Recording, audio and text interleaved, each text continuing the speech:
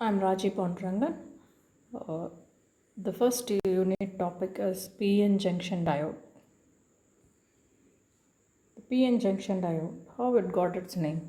P and N, that is P type semiconductor and N type semiconductor made to combine at one point, meet at one point. That meeting point will be taken as junction.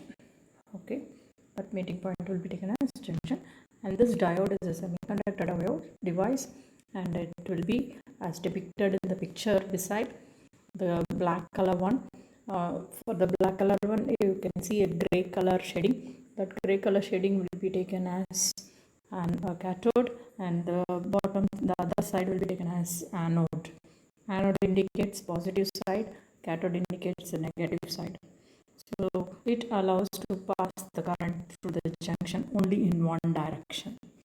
Now let's see further working conditions of PN junction diode. So PN junction diode works in two modes. One is forward bias, the other one is reverse bias. Forward bias only, it conducts current. It indicates it is on.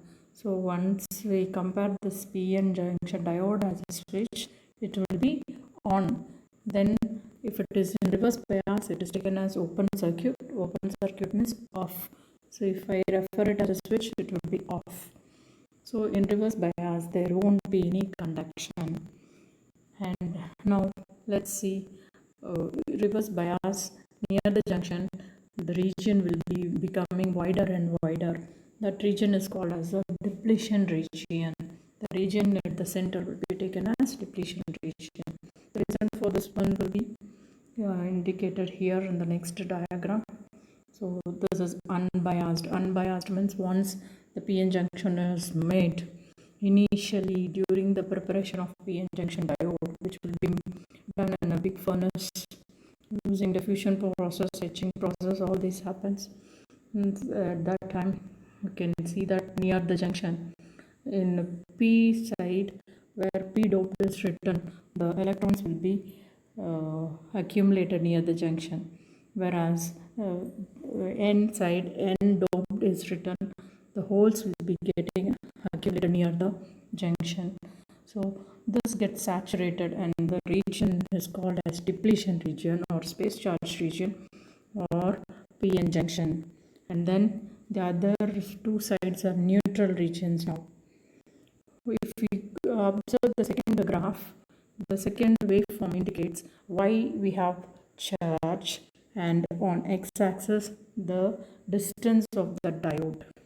Okay, so at the center near the space charge region, we see that blue shadings are indicating the electrons which is going below. Below means which is going in negative direction. Okay, and red shaded are the holes which are indicated on the top side, that is in positive direction. So the charge will be positive and negative near the junction here. That is, it is also called a space charge region.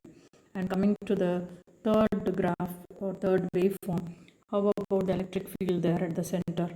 So on y-axis we have electric field, and on x-axis again the length of the diode is taken.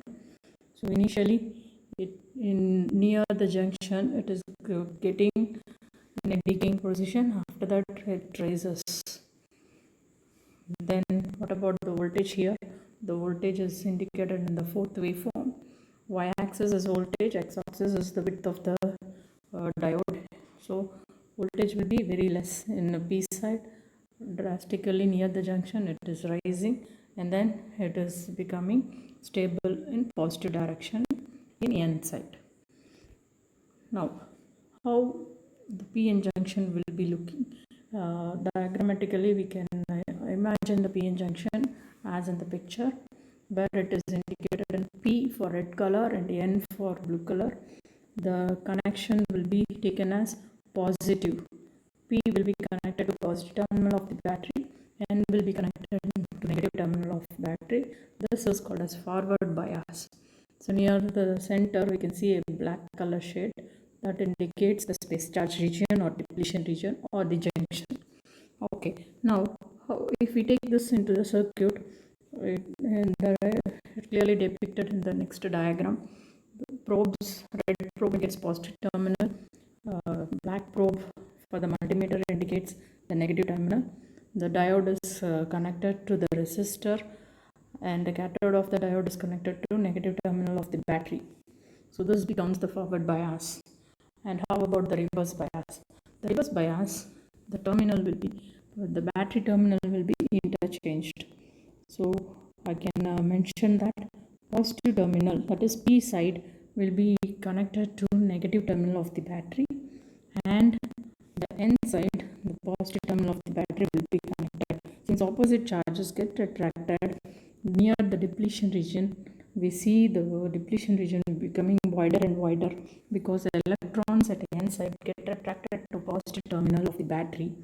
Likewise, the majority carriers in P side are the holes which will get attracted to the negative side of the battery connector. Thereby, we see the direction will be in near the depletion region, the width will be increasing. Since there is increase in the depletion region, conduction won't be there. Whereas in forward bias, those electrons cross the depletion region and it will go on conduction. And if we draw the characteristic curve of this for PN junction diode, the graph between the current and voltage is indicated here. So on x-axis voltage and on y-axis current.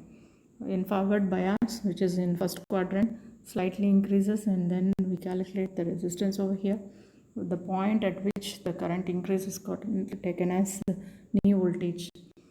Similarly, in the third quadrant y means all the values are in opposite direction, reverse bias, minus.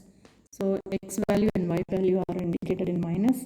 We don't have negative voltages and negative currents. We consider it as opposite direction.